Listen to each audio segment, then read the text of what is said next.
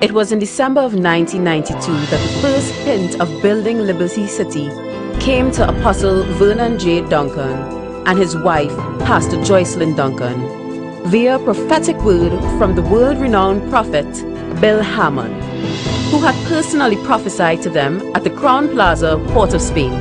Among other things, he had said, "Now you are going to lay down mortar and steel and build. I have called you to establish my people and to build that physical plant for me."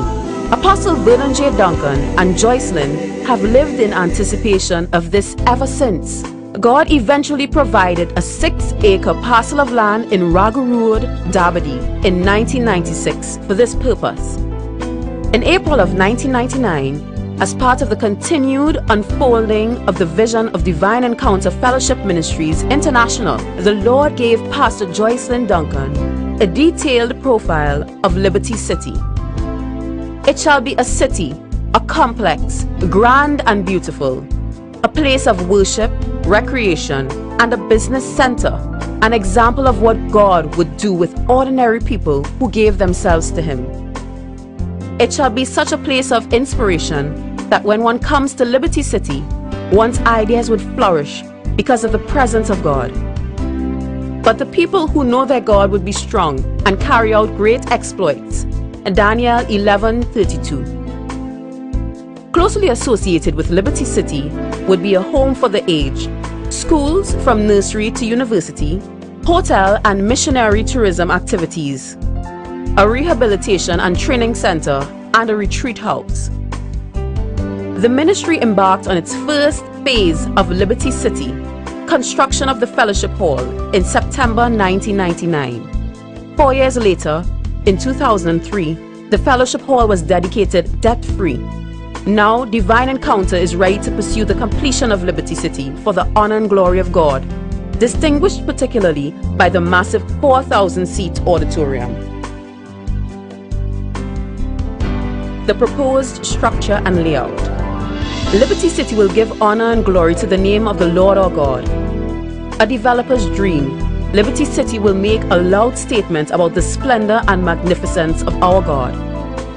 Its 4,000-plus capacity sanctuary, expected to be an architectural masterpiece, will cater for the anticipated harvest of souls that will be swept into the kingdom of God in the last days. The 4,000-plus seater is one of several buildings planned and is to be the focus of the proposed development. It is the creative source of fundamental inspiration for this project. It will be a steel-framed, triangulated, oval-formed structure cladded in glass and prefabricated panels, presenting the cutting edge of contemporary architecture. Other buildings include a semi-cultural plaza or community services center, housing a grocery, bookstore, restaurant, and facilities for small business entrepreneurs. Such services will not only benefit members of Divine Encounter Fellowship, but also members of the surrounding communities. An early childhood center is also an important aspect of the layout. A social outreach program is an important church activity, catering for families of the surrounding communities. The existing Fellowship Hall will be converted into a 15,000-seat conference center and will be designed as a state-of-the-art facility for hosting religious, business, and international conferences.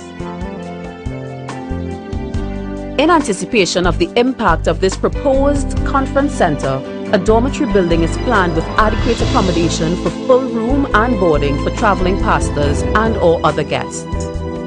The site development concept will certainly not be overwhelmed by the buildings proposed.